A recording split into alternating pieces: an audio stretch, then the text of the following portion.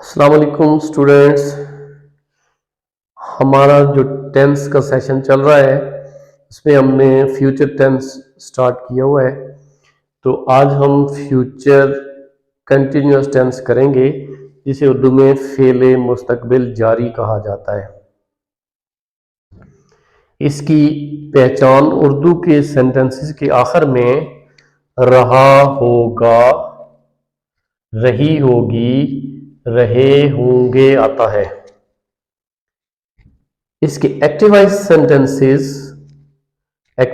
वो सेंटेंसेस जिनमें सब्जेक्ट मौजूद होता है, उनमें first form of verb plus I N G, first form of verb plus I N G, it is called the fourth form of verb. And will और shall ये helping verb हैं गा गी गे के लिए, और बी का इस्तेमाल भी करते हैं। इस टेंस में एक्टिवाइज सेंटेंसेस में first form of verb plus ING, will और शेल और बी का इस्तेमाल भी किया जाता है। मसलन वो खेल रहा होगा, वो खेल रहा होगा। आप देखें एक्टिव सेंटेंस, इसमें सब्जेक्ट मौजूद है, वो जो किसी एक्शन को परफॉर्म कर रहा है, ही, वो, और ही जो है ये सिंगुलर थर्ड पर्सन प्रोनाउन है। सब्जेक्ट मौजूद है इस सेंटेंस में, तो हम इसे ट्रांसलेट करेंगे he will be playing, he will be playing. Shall का इस्तेमाल मैंने आपको बताया था कि आई और वुई के साथ शेल का इस्तेमाल करते हैं आम सेंटेंसेस में। और जब कभी वादे की पुख्तगी या कोई धमकी वगैरह हो तो फिर हम आई और वुई के साथ विल का इस्तेमाल करते हैं। वो पिछले टेंस में बता दिया था, फ्यूचर इंडेफिनिट टेंस में। तो वो खेल रहा होगा, ही विल बी प्लेइंग।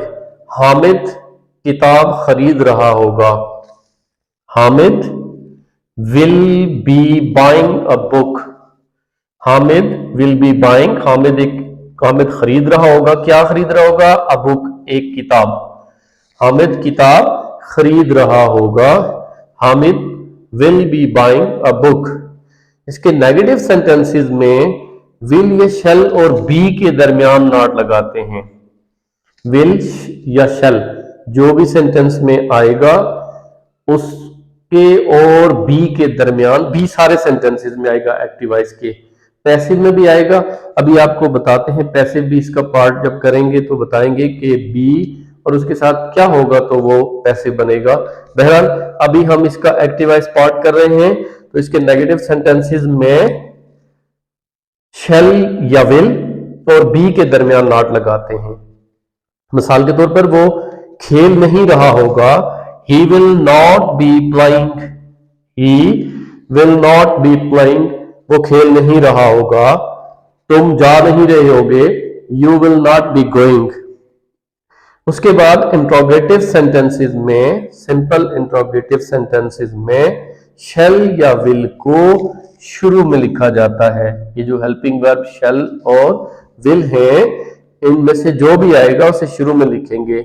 मसलन क्या वो खेल रहा होगा, will he be playing, will he be playing.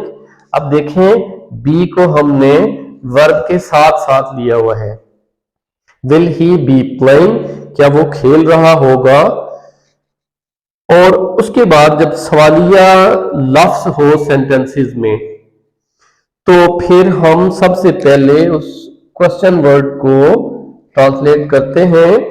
वो कहाँ खेल रहा होगा, where will he be playing, वो कहाँ खेल रहा होगा। तो इसके फ्यूचर कंटिन्यूअस टेंस के एक्टिवाइज में वर्ब की फर्स्ट फॉर्म प्लस आईएनजी और विल, शेल और बी का इस्तेमाल किया जाता है। अब हम इसका करेंगे पैसिवाइज करेंगे इसी टेंस का। अब हम फ्यूचर कंटिन्यूअस टेंस का पैसिवाइज पार्ट करते हैं। एक्टिवाइज में हमने देखा है कि first form of verb plus ING, will, shall और बी का इस्तेमाल किया। तो पैसिवाइज में क्या करते हैं? पैसिवाइज वो सेंटेंसेस जिसमें सब्जेक्ट मौजूद नहीं होता। थर्ड पैसिवाइज में third form of verb will और शैल, बी और बीइंग का इस्तेमाल किया जाता है। हमने विल, शैल और बी का इस्तेमाल एक्टिवाइज सेंटेंसेस में भी किया है, लेकिन पैसिवाइज इसमें third form of verb use होगी, विल और शैल और बी ये भी इस्तेमाल होंगे और साथ साथ बीइंग का इस्तेमाल भी करेंगे। मसलन खत लिखा जा रहा होगा, खत लिखा जा रहा होगा। अब इस जुमले में आप देखें कि एक्शन कौन परफॉर्म कर रहा है। Who is writing the letter? हमें इसका इल्म नहीं है, इस सेंटेंस में सब्जेक्ट मौजूद नहीं है,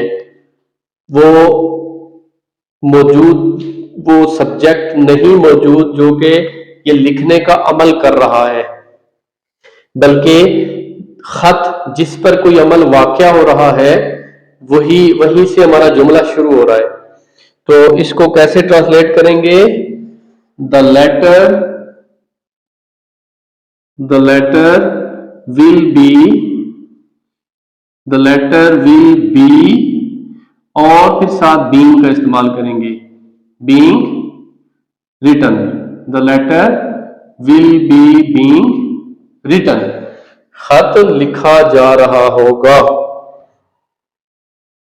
उसे सजा दी जा रही होगी, उसे सजा दी जा रही होगी। अगेन इस सेंटेंस में who will be punishing him or her, we don't know about the person। हमारा ये जुमला शुरू हो रहा है जिस पर एक्शन परफॉर्म हुआ, यानी जिसे सजा दी गई, उसे सजा दी जा रही होगी। he will be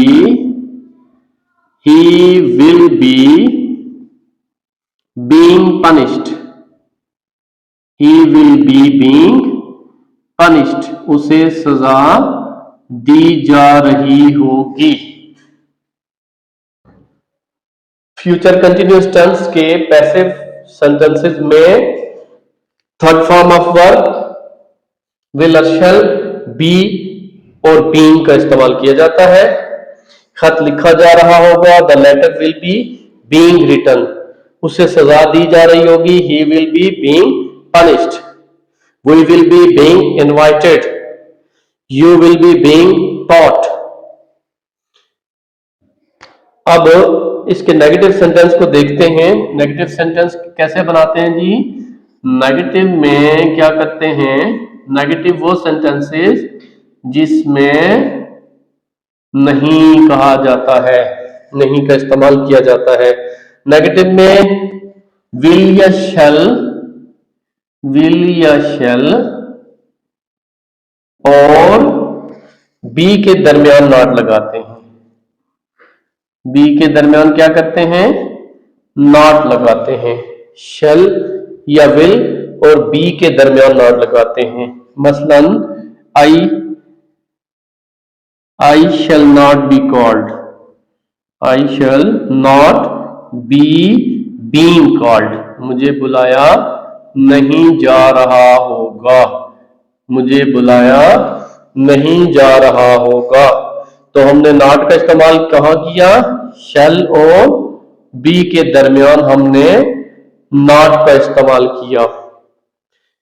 the letter will not be being written, will या शैल और बी के दरमियान नॉट लगाते हैं। इंट्रोगेटिव सेंटेंसेस में क्या करते हैं, सिंपल इंट्रोगेटिव में विल या शैल को शुरू में लिखते हैं। इंट्रोगेटिव विल या शैल को शुरू में लिखते हैं। विल या शैल इन दोनों में से जो भी आएगा उसे शुरू में लिखेंगे। शैल आई बी बीइंग कॉल्ड, क्या मुझे बुलाया जाएगा। और अगर फिक्रे में कुछ सवालिया लफ्ज हो तो उससे सबसे पहले ट्रांसलेट करते हैं। सवालिया लफ्ज को सबसे पहले लिखते हैं।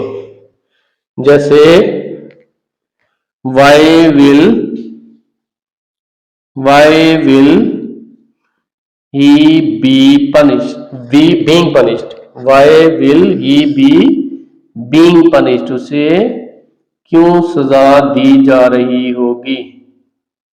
Y will he be being punished. तो ये फ्यूचर कंटिन्यूअस टेंस का passive part. Passive voice sentences में third form of verb will और शैल, बी और बीइंग का इस्तेमाल किया जाता है। और हमारा फ्यूचर इंडेफिनिट, इसका एक्टिव और पैसिव दोनों पार्ट कंप्लीट हुए। इसको छोटे छोटे सेंटेंसेस बनाकर इनकी प्रैक्टिस भी करते रहें साथ साथ, ताकि इसका ज्यादा से ज्यादा फायदा हो।